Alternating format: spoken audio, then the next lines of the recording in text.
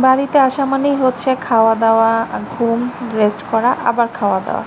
তো সকালে আমি ঘুম থেকে উঠে দেখি আম্মু এখানে একদম দুপুরে রান্না বান্না করে ফেলছিল। তারপরে আমি একটু গরুর মাংস দিয়ে, যেহেতু গরম গরম ছিল, একটু গরুর মাংস দিয়ে আলু দিয়ে চালের রুটি খেয়ে নিচ্ছিলাম। এরপরে হচ্ছে একটু হাঁটতে বের হলাম, আর শুনলাম যে আব্বুরা নাকি মাছ ধরবে। তাই আমি আমাদের সামনের পুকুরটাতে চলে আসছি মাছ ধরা দেখার জন্য। আব্বুর সাথে দেখলাম যে রুহা, ওরা সবাই আছে। আর এই যেহেতু বৃষ্টি হয়েছে, এত ঠান্ডা ওয়েদার, আমি মোটামুটি ভালোই এক্সাইটেড ছিলাম যে মাছ ধরা দেখব। কিন্তু দুর্ভাগ্যবশত একটা মাছও আব্বুরা ধরতে পারে নাই। এরপর কি আর করার, তারা তাদের মতো অনেক চেষ্টা করে গেল, বাট একটা মাছও তারা ধরতে পারলো না। আর আমি এর আগেও বলেছি, বাড়িতে আসলে অনেক রকম নয়েজ আসে ভয়েস ওভার দিতে গেলে। আসলে কিছু করার নাই, এটা তো আসবেই, যেহেতু বাড়ি একদম নিস্তব্ধ। তো এখানে দেখলাম যে রুহাও অনেক সুন্দর করে ফিশিং করছিল, বাট কেউই মাছ পায়নি। লাস্টে গিয়ে আমার দুলাভাই একটা মাছ পেয়েছে, এই যে এটা হচ্ছে রুই মাছ।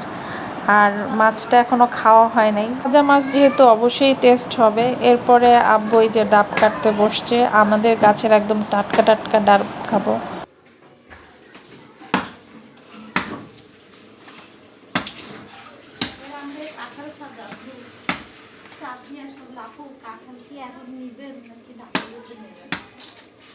এই যে আমি নিয়ে বসে গেলাম এক মগ ডাবের পানি, আর তার সাথে আছে এই যে ডাবের শ্বাস। এই পানি আর শ্বাস খেতে কিন্তু বেশ দারুণ। তো আমি এখন রেডি হব হচ্ছে নানু বাড়ি যাওয়ার জন্য। তো এখানে চুলটা মোটামুটি ভিজা ছিল, এটাকে ড্রাই করলাম, দেন হচ্ছে এই আমি একদম রেডি। এখন হচ্ছে আমাদের রিক্সাকে আমরা ডাকছি, তো রিক্সা এসে দাঁড়িয়েও আছে অলরেডি। তো একটু তাড়াহুড়ার মধ্যেই ছিলাম।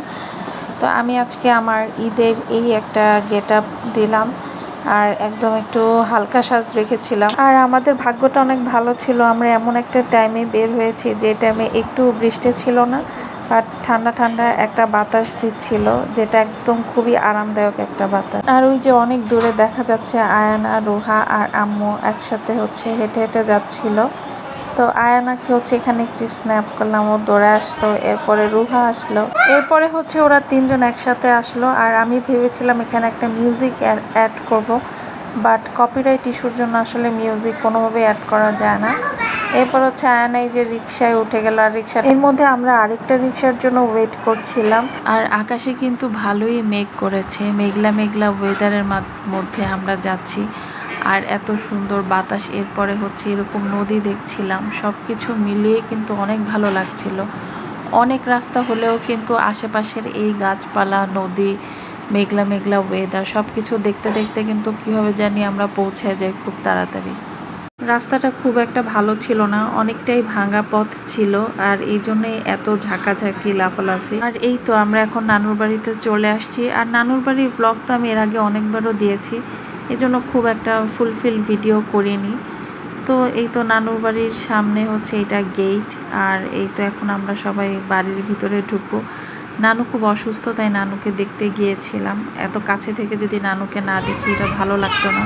নানুর বাড়িতে আসলে কোনো ওরকম কোনো ক্লিপ নেওয়া হয়নি। দেন হচ্ছে বাসে এসে দেখি যে আম্মু খাসির মাংস রান্না করে গিয়েছিল। আর এই যে এখন রাতে ডিনারটা করব খাসির মাংস আর হচ্ছে পোলাও।